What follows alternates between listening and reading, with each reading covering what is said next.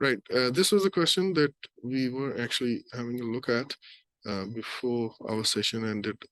So now, I guess हमने यहाँ तक बात की थी कि if your rezoning request is approved, तो उस approval के chance ये हैं that like sorry if the chances of getting an approval of rezoning request is 60%. और अगर आपकी rezoning की request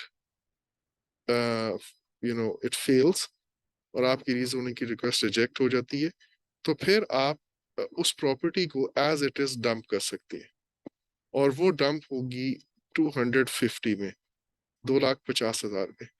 दैट मीन्स अभी तक का जो सिनेरियो है वो ये है कि एक प्रॉपर्टी है, एक जगह है, वो हम 3 लाख में खरीद सकते हैं, और 3 लाख में खरीदने के बाद उसके लिए रीजोनिंग की रिक्वेस्ट करेंगे, और 60% चांस ये है कि हमारी रीजोनिंग की रिक्वेस्ट अप्रूव हो जाएगी, और हम फिर इसको 3.5 लाख में, 3,50,000 में बेचने के काबिल हो जाएंगे।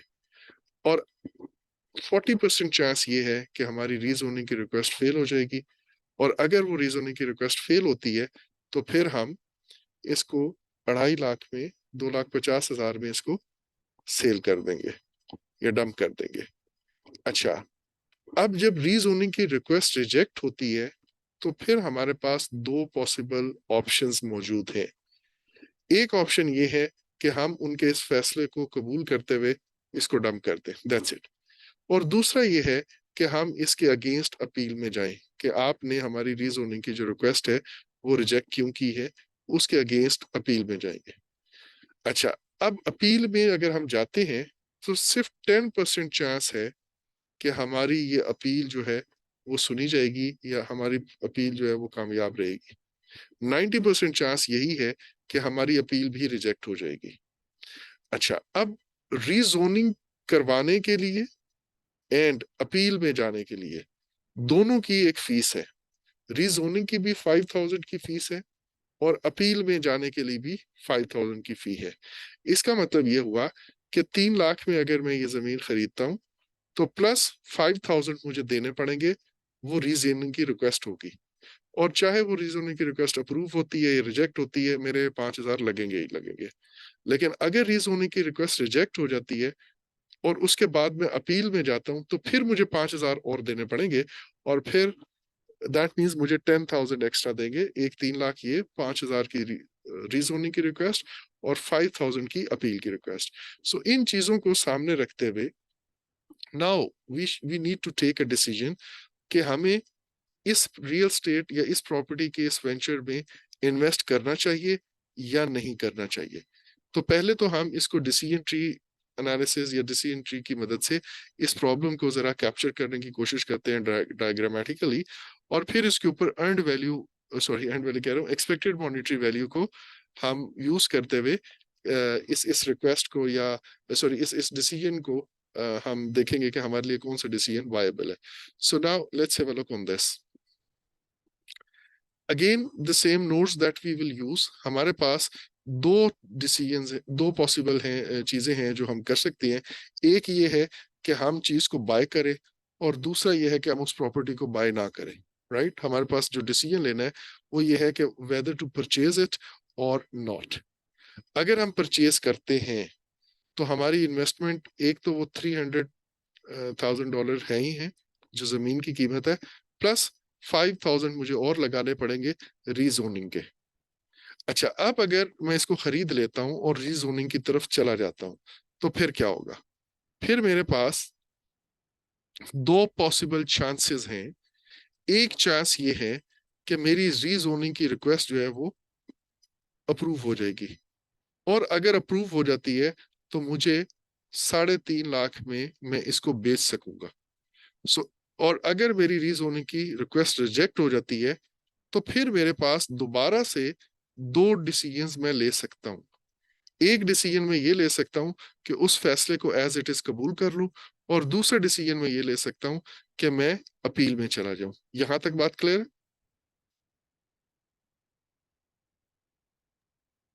बस यस कोई सर। एक बता दे। ओके सर, तो थैंक यू। सर ओके, अच्छा, अब पहले वाले की जरा हम वैल्यूज देखते हैं कि अगर मैं जमीन खरीदता हूं, 3 लाख यहाँ पे लगाता हूँ, 5,000 रीजोनिंग की रिक्वेस्ट देता हूँ, और वो रिक्वेस्ट के अप्रूव होने के चांस 60% है, और वो अप्रूव हो जाती है, तो मेरा जो गेन है या जो मेरी इनकम है वो है 3.5 लाख। दैट मीन्स 3.5 लाख मैं कमाऊंगा और अपना एक्सपेंस उसमें से माइनस कर दूंगा। ये 3 लाख मेरी इन्वेस्टमेंट और 5 लाख मेरी फीस। दैट मीन्स मेरी जो सेविंग है वो हो रही है $45,000। ठीक है जी, इसमें इसमें कोई शक यहां तक? नहीं सर। अच्छा, नहीं, अच्छा, अब दूसरा ये है कि 40% चांस ये भी है कि मेरी रीजोनिंग की रिक्वेस्ट रिजेक्ट हो रही है। अगर रीजोनिंग की रिक्वेस्ट रिजेक्ट होती है तो क्या होगा? उस पे हमने कहा कि हमारे पास फिर एक डिसीजन लेने का टाइम है, फिर हम एक डिसीजन करेंगे।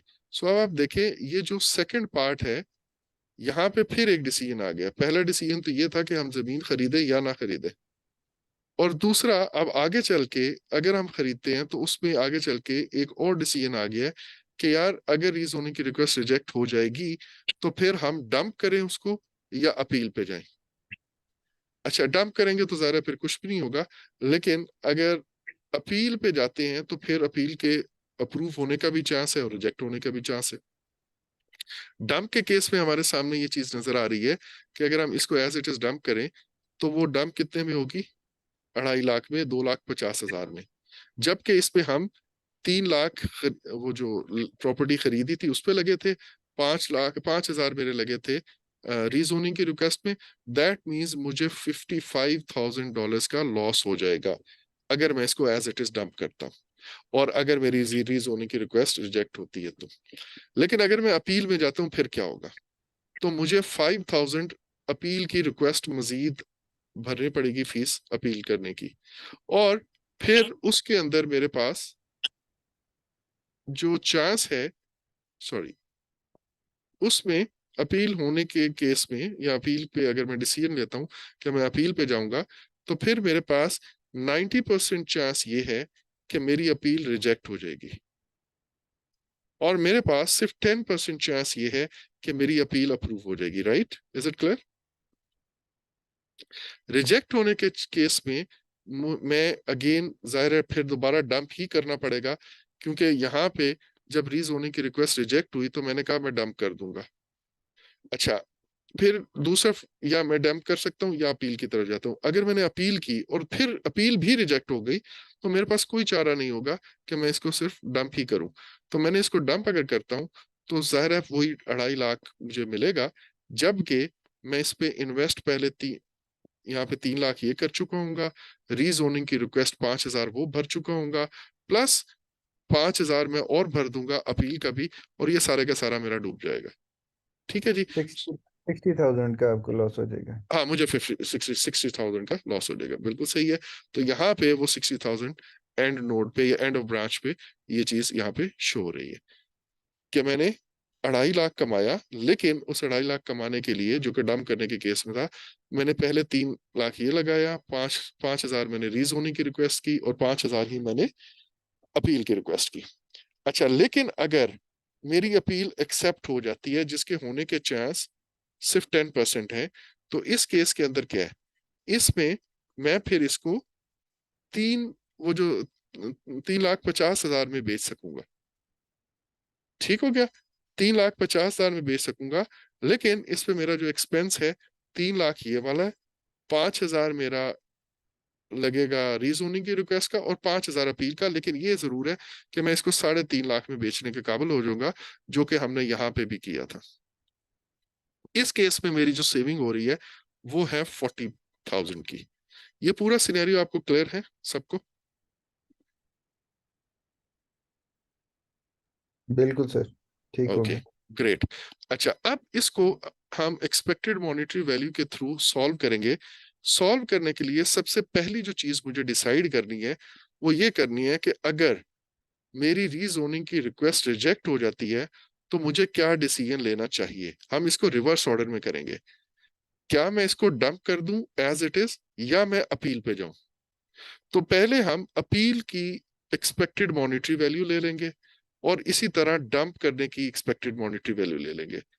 जिसकी एक्सपेक्टेड मॉनेटरी वैल्यू ज्यादा होगी हम वो डिसीजन करेंगे।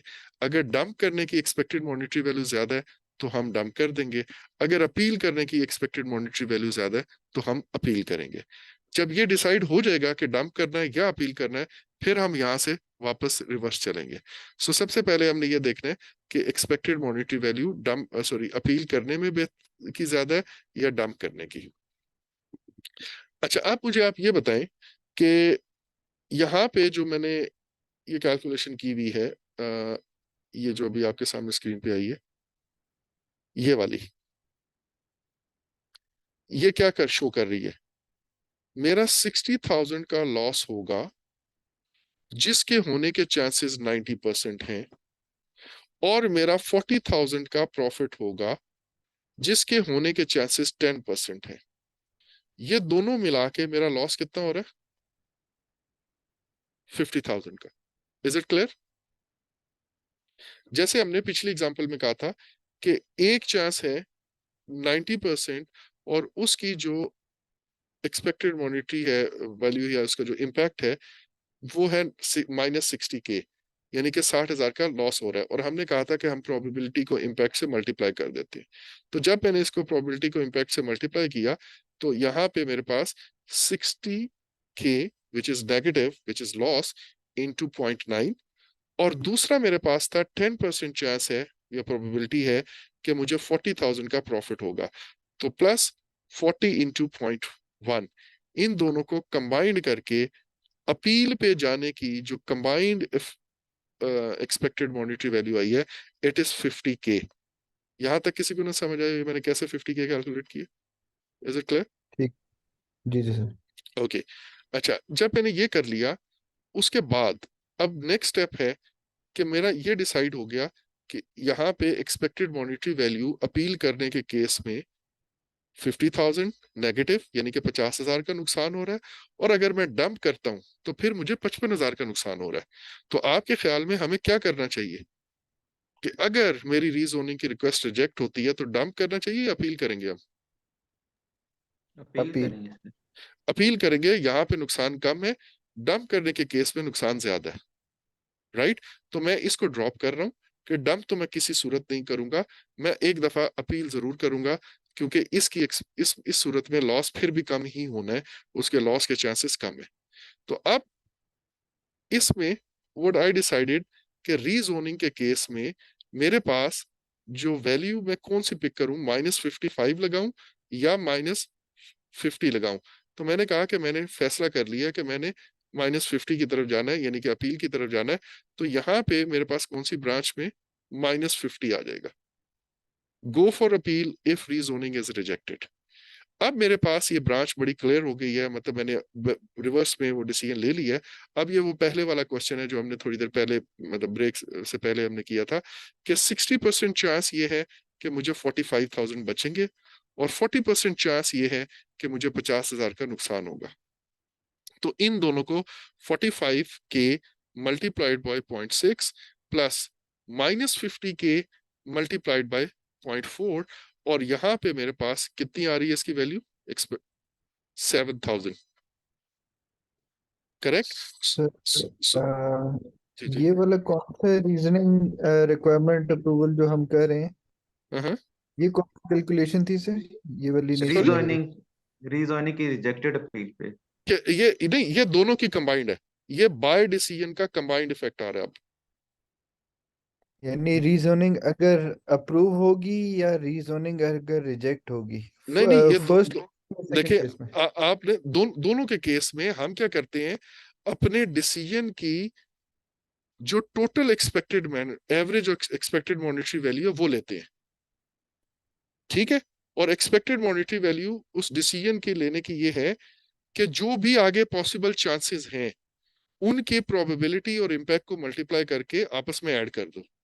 फॉर एग्जाम्पल, अगर मैं बाय करता हूं तो मेरे पास 60% चांस ये है कि मुझे 45,000 की बचत होगी, प्लस 40% चांस ये है कि मुझे 50,000 का लॉस होगा।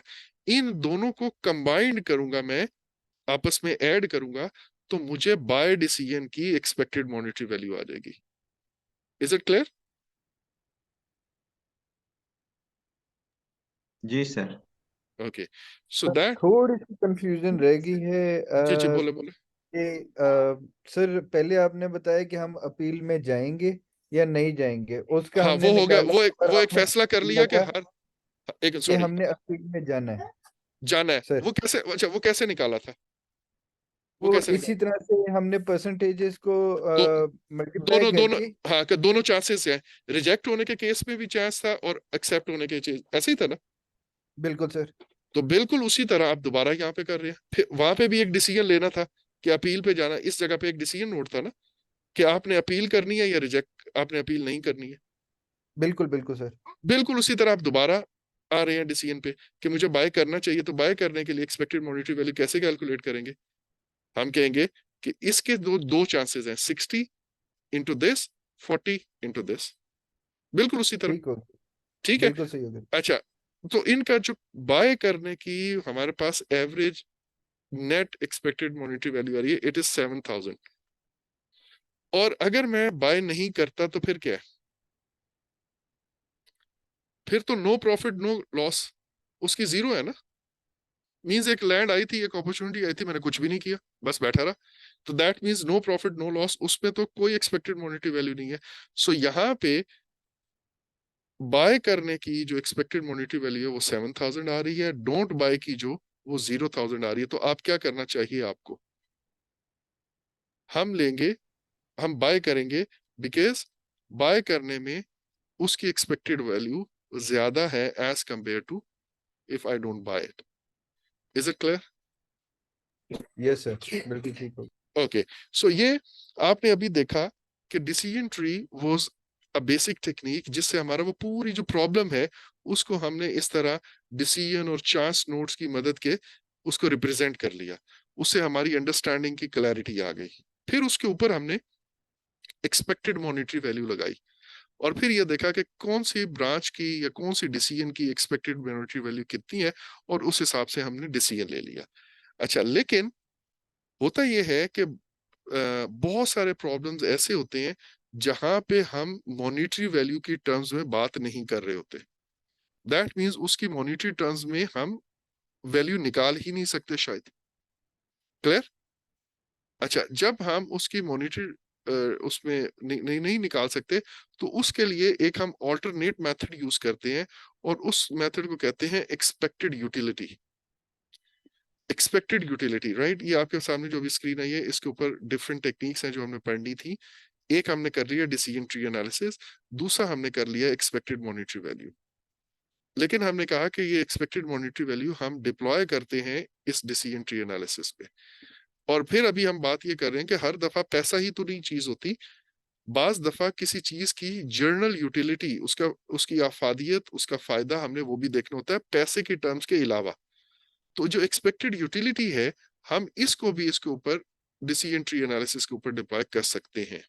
अब हम एक्सपेक्टेड यूटिलिटी देखते हैं कि इसको कैलकुलेट करने का या इसको यूज करने का तरीका क्या है। अच्छा, अब ये एक सामने आपके एग्जांपल है, मैं इस एग्जांपल को स्किप कर रहा हूं, मैं यहाँ पे आता हूँ कि एक कोई सीईओ साहब हैं, कोई डायरेक्टर साहब हैं, कोई बहुत हाई हाई फाई अपॉइंटेड बंदा है, और उनके डेजिग्नेशन की वजह से उनका टाइम बहुत कीमती है। अब उन्होंने इस्लामाबाद से लाहौर जाना है, और इस्लामाबाद से लाहौर जाने के लिए उनके पास तीन ऑप्शंस हैं, यानी कि डिसीजन लेना उन्होंने कि क्या वो बाय एयर जाएंगे, क्या वो बाय रोड जाएंगे, या फिर वेरी फास्ट ट्रेन अगर कोई होती तो उस पर जाएंगे। ठीक है, सो नाउ अगर वो फ्लाई करते हैं तो फिर यहाँ पे दो चांसेस हैं कि फ्लाइट डिले भी हो सकती है और फ्लाइट ऑन टाइम भी जा सकती है। और इसी तरह अगर वो बाय रोड जाते हैं तो ये भी हो सकता है कि वो लेट हो जाए, और ये भी हो सकता है कि वो ऑन टाइम जाए। और इसी तरह अगर वो ट्रेन पे जाते हैं तो उस केस में भी वो लेट भी हो सकती है और ऑन टाइम भी हो सकती है। ये सिनेरियो समझ आया? जी जी सर। ये सिनेरियो यहां तक बेसिकली डिसीजन ट्री है। अब इसमें अगर आप देखें तो पैसे की टर्म से हम बात नहीं करेंगे, हम टाइम की टर्म से बात करेंगे कि यार फ्लाइट पे जाना, ये रेल पे जाना, इस वक्त पैसा मेरा मसला नहीं है। मेरा मसला ये वो है कि मेरा टाइम जो है उसकी यूटिलिटी कितनी होगी, मेरे लिए टाइम कीमती चीज है। तो हम टाइम की टर्म्स में यहाँ पे एक्सपेक्टेड यूटिलिटी को यूज करते हुए अपना डिसीजन करेंगे। अच्छा, अब अगर लेट होता है तो मेरा कितना टाइम लगेगा? ठीक है, ये अगेन ज़ाहिर सिनेरियो बेस्ड है। हो सकता है विंटर्स में दूध की वजह से ज्यादा लगे, समर्स में कम लगे, लेकिन हमने इस एग्जांपल के लिए ये वैल्यूज पिक की हैं कि अगर फ्लाइट टाइम पे होती है तो 90 मिनट्स लगेंगे। ठीक है, लेट्स से ये office to airport and airport to then again office वाला टाइम है, तो 90 मिनट्स लगेंगे। और अगर फ्लाइट आपकी लेट हो जाती है तो इट वुड टेक 150 मिनट्स। इसी तरह अगर बाय रोड आप टाइम पे जाते हैं, सॉरी टाइम पे जाते हैं, तो आपके तकरीबन 5 घंटे लग रहे हैं, और यहाँ पे लेट होते हैं तो 6 घंटे लग रहे हैं। और इसी तरह ट्रेन के केस में अगर आप वो VFT है वो, तो 3 घंटे में आप पहुंचेंगे, और अगर लेट होते हैं तो 225 मिनट्स में पहुंचेंगे। Again these are hypothetical numbers, मैंने अस्यूम किए हैं। ये सिनेरियो क्लियर हो गया? आगे चलूं? Sir clear. ओके। अच्छा, अब क्या हुआ कि मैंने अब एक्सपेक्टेड यूटिलिटी फाइंड करने के लिए हम ये करते हैं कि इन नंबर्स को सामने रखते हुए हमें टाइम के पर्सपेक्टिव में जो बेस्ट यूटिलिटी मिल रही है, या जो बेस्ट टाइम मिल रहा है, दैट इज 90 मिनट्स। करेक्ट? सबसे कम टाइम मेरा इस पे लग रहा है। बिल्कुल सर। अच्छा, तो इस 90 मिनट्स को मैं एज अ रेफरेंस ले लूंगा। मैं कहूंगा कि ये 90 मिनट्स जो है ये मेरे लिए 100% यूटिलिटी है, और इसको रेफरेंस लेके मैं बाकी चीजों की यूटिलिटी फाइंड करूंगा कि अगर ये 100% यूटिलिटी दे रहा है तो 150 मिनट्स कितनी यूटिलिटी देगा, 360 कितनी देगा, एंड सो ऑन। तो ये कैलकुलेट करने के लिए हम क्या करते हैं, हम कहते हैं कि 90 डिवाइडेड बाय 90 इंटू 100। तो इसने मुझे 100% यूटिलिटी दी। अब मैं 150 मिनट्स की यूटिलिटी देखता हूँ, तो वो क्या है? 90 ही मैं लूंगा दोबारा, क्योंकि ये मेरे रेफरेंस नंबर है। ये जो मैंने 90 लिया है ये मेरे लिए रेफरेंस नंबर है। 90 डिवाइडेड बाय 150। तो इस 90 के हिसाब से, या रिलेटिव टू दिस 90, हमारे पास जो डिले वाली या 150 मिनट्स की जो हमारा ट्रेवल है उसकी यूटिलिटी है कि ये मुझे 60% फायदा दे रहा है। इसी तरह मैं अगला चेक करूंगा इस पे 90 divided by 360। Is it clear? 90 divided by 360, तो ये 25% यूटिलिटी हमारे पास आ रही है ड्राइव के डिले वाले चांस पे। और इधर 90 डिवाइडेड बाय 300, यहाँ पे 30% यूटिलिटी आ रही है। और इसी तरह ये 90 डिवाइड बाय 225 40% यूटिलिटी है, और ये हमारे पास 50% यूटिलिटी है। Is it clear to everyone? Sir बिल्कुल। अच्छा, अब आप यहाँ पे देख सकते हैं कि 90 मिनट्स जो हैं वो 100% यूटिलिटी है, तो 90 से डबल टाइम अगर लगेगा विच इज 180 मिनट्स, तो वो 50% यूटिलिटी है। करेक्ट? अच्छा, अब मुझे ये यूटिलिटीज जब पता चल गई, तो फिर अब मैं डिसीजन लेना मेरे लिए आसान हो जाएगा। कैसे मैं करूंगा? सॉरी, यहाँ पे अब मैं वही, जैसे हमने एक्सपेक्टेड मॉनेटरी वैल्यू में किया था, यहाँ पे भी हम वही काम करेंगे। और सॉरी, यहाँ पे सॉरी मैं सारे नंबर्स लिख लूं। Right, so now if you see, इसकी यूटिलिटी है 60, लेकिन यहाँ पे मैंने ये कुछ प्रोबेबिलिटीज लिखी हैं कि 60% चांस है कि लेट होगा, और 40% चांस ये है कि ये ऑन टाइम जाएगा। क्लियर? तो अब मैं क्या करूंगा, 60 multiplied by this probability and 100 multiplied by this probability, इन दोनों को ऐड कर दूंगा। 0.6 मल्टीप्लाइड बाय 60, 0.4 मल्टीप्लाइड बाय 100। तो मेरे पास जो कंबाइंड इफेक्ट आया है फ्लाइट के डिसीजन का, वो आया है 76। या अगर मैं ये कहूं कि एक्सपेक्टेड यूटिलिटी ऑफ फ्लाइट, वो क्या है? 76। इसी तरह मैं ड्राइव का कैलकुलेट करूंगा, और ड्राइव में मैं कह रहा हूं कि 0.2 या 20% चांस है कि लेट होगा, और लेट होने की जो एक्सपेक्टेड यूटिलिटी है वो 25 है, तो 0.2 multiplied by 25 plus 0.8 multiplied by 30। तो इन दोनों को जब मैं कंबाइन कर दूंगा तो मुझे ड्राइव की यूटिलिटी मिल जाएगी कि if I go by road या ड्राइव करके जाता हूं तो उसकी एक्सपेक्टेड यूटिलिटी है 29। अब यहाँ पे ट्रेन के केस में अगेन 20% चांस। प्रोबेबिलिटीज हमने अज्यूम की है ना, पॉइंट हाँ टू हाँ हाँ पॉइंट। हाँ बिल्कुल, वो अभी इस एग्जांपल में तो ज्यूम की है, लेकिन मैं आपसे पूछता हूँ, आप सिनेरियो बेस्ड करेंगे, ठीक है? ये तो सारे नंबर मैंने अस्यूम किए मैं। अच्छा, लेकिन आप मुझे ये बताएं कि विंटर्स में, लेट्स से अभी दिसंबर के लास्ट 10 डेज हैं, तो फ्लाइट्स लेट होंगी या टाइम पे होंगी? कितने परसेंट चांस है कि धुंध की वजह से फ्लाइट लेट होगी, अगर वो इवनिंग या नाइट की फ्लाइट है स्पेशली? तो इसी तरह उस केस में ड्राइव का जो केस है उसमें व्हाट आर द चांसेस कि आपको स्लो गाड़ी चलानी पड़ेगी फॉग के केस में, और ट्रेन शायद यहाँ पे प्रोबेबिलिटी लेट होने की कम हो जाए या शायद ज्यादा हो, कंपैरेटिवली शायद कम होगी। Is it clear? जी सर। ठीक है, तो ये तो सिनेरियो बेस्ड हैं डिलेस होने के चांस। अच्छा, बट बेस्ड ऑन दिस मुझे एक्सपेक्टेड यूटिलिटी तीनों डिसीजंस की मिल गई कि if I go for flight तो उसकी एक्सपेक्टेड यूटिलिटी 76 है, if I go by road तो उस केस में 29 है, और if I go by very fast train in that case it is 48। Clear? तो आपके ख्याल में हमें कौन सा डिसीजन लेना चाहिए जिसकी एक्सपेक्टेड यूटिलिटी सबसे ज्यादा है? So we will go by air in that case. Done? लेकिन अगेन अगर आप इसको कंपेयर करें with the expected monetary value, तो वहां पे पैसा हमने मॉनेटरी टर्म्स में फैसला किया था, और यहाँ पे हम कह रहे हैं कि नहीं, हर दफा पैसा is not the only decision criteria. हमें बाज दफा ये भी देखना होता है कि उस पैसे की यूटिलिटी या उस डिसीजन की यूटिलिटी क्या है, और यहाँ पे यूटिलिटी हम इन टर्म्स ऑफ टाइम देख रहे हैं। अच्छा, इसी एग्जांपल को मैं थोड़ा सा चेंज करता हूँ, और थोड़ा सा चेंज करके मैं ये कहता हूँ कि ये, सॉरी, अब दो चीजें मैंने चेंज की हैं। वो ये की हैं कि पहले यहाँ पे प्रोबेबिलिटी शायद 60% थी, अब मैंने कहा कि लेट होने का चांस 90% है, ठीक है, और टाइम पे जाने का चांस 10% है सिर्फ। और लेट होने के केस में जो टाइम लग रहा है वो 25 मिनट्स है, ये मैंने एक अजम्पशन ली है अभी, ठीक है? कि लेट से अगर सिनेरियो डिफरेंट होता तो फिर क्या होता। अब इस केस के अंदर, सॉरी,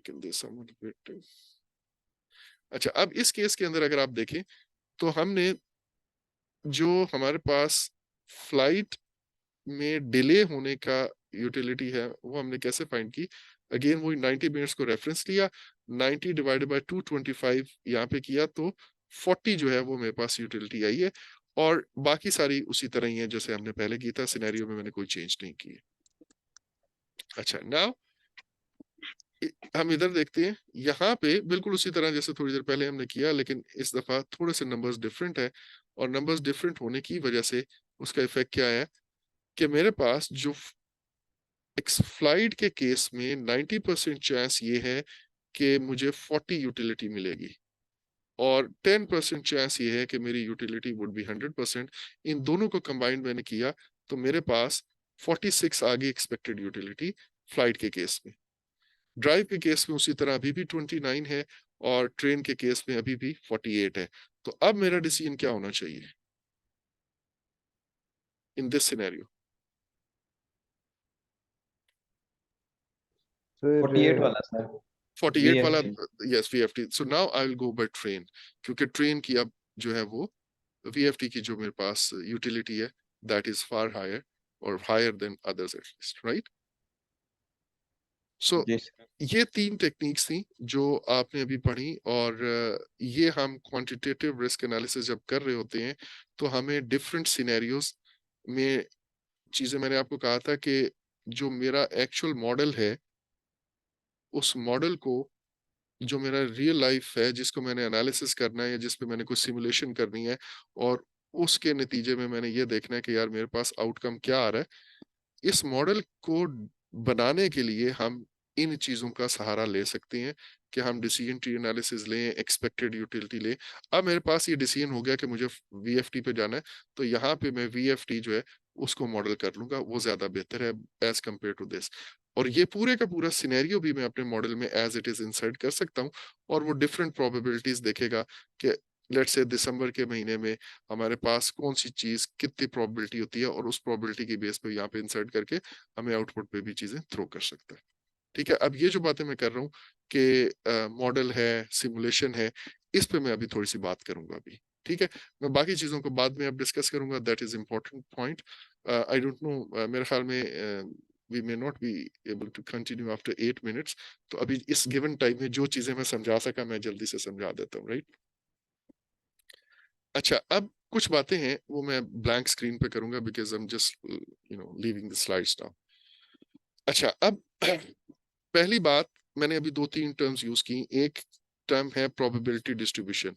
आप इनसे मुझे कोई बता सकता है प्रोबेबिलिटी डिस्ट्रीब्यूशन क्या चीज होती है?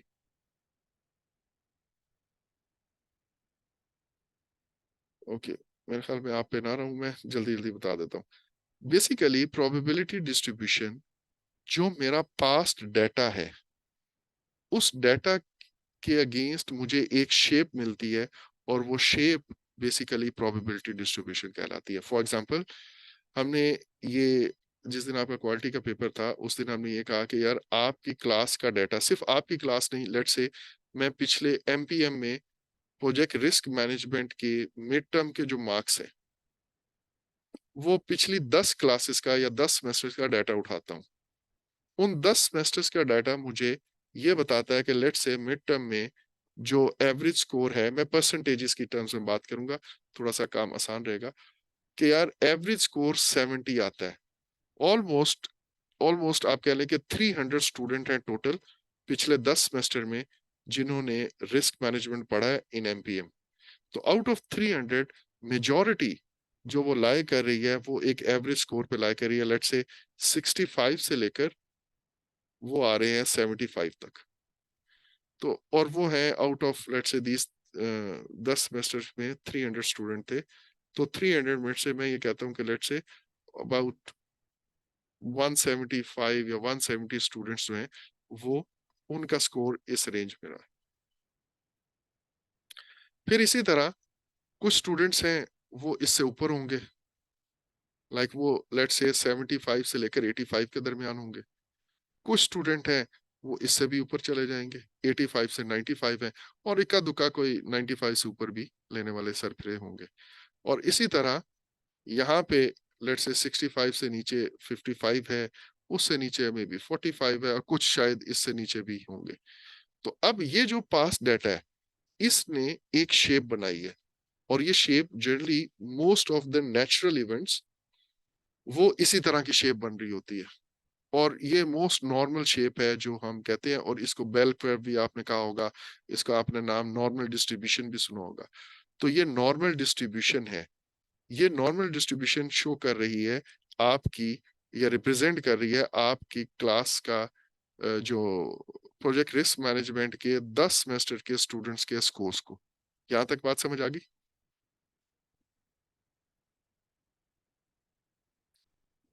अच्छा, इसी जी तरह, सर। अच्छा अगर मैं इसी तरह कोई पास फेल का डाटा है जिसमें सिर्फ दो वैल्यूज है, सिर्फ दो वैल्यूज है, तो या कोई पास हो रहा होगा कोई फेल हो रहा होगा, तो उसमें जनरली जो आपको शेप मिलती है वो तकरीबन इस तरह की होती है, राइट। ये जो मैंने एक लाइन लगाई है, इस शेप को हम कहते हैं यूनिफॉर्म शेप या यूनिफॉर्म डिस्ट्रीब्यूशन। ऊपर वाली क्या थी? Normal distribution. ठीक है, ये कौन सी है? Uniform distribution. एक और है वो आपने पढ़ी होगी, that sir is try. Uniform किस बेस पे आएगी? ये हमारा ऊपर जो नॉर्मल डिस्ट्रीब्यूशन है ये तो हमारी एवरेज स्कोर पे आई कि जी हमारी क्लास की एवरेज 70 पे। जो यूनिफॉर्म है वो है मैं कि आपको सारे के नहीं, वो 50। हाँ, वो दो चांस है अगर मैं पास फेल का डाटा ले रहा हूँ फॉर एग्जांपल। ठीक हो गया, ठीक हो ठीक है, गया। उस तरह। अच्छा, अगेन ये शेप कैसे ड्रॉ होती है इस पे फिलहाल हम नहीं जा रहे, ये अलग से एक लेक्चर है पूरा शेप्स डिफाइन करने का। लेकिन इस वक्त जो मकसद है वो ये बताना है कि शेप बेसिकली है क्या चीज। हमारा जो डाटा होता है उस डाटा की जब हम रिप्रेजेंटेशन करते हैं तो वो एक शेप बनाता है। उस शेप को मैं कह रहा हूं कि ये प्रोबेबिलिटी डिस्ट्रीब्यूशन है for now. Is it clear? इससे आगे डिटेल्स हैं, लेकिन फॉर यू अंडरस्टैंडिंग आप इसको बस ये समझ लें कि ये जो प्रोबेबिलिटी डिस्ट्रीब्यूशन है, जिस बेसिकली ये मेरे डाटा की शेप्स, कि मेरा डाटा क्या शेप बना रहा है। यहाँ तक बात ठीक समझ हो आ गया गई?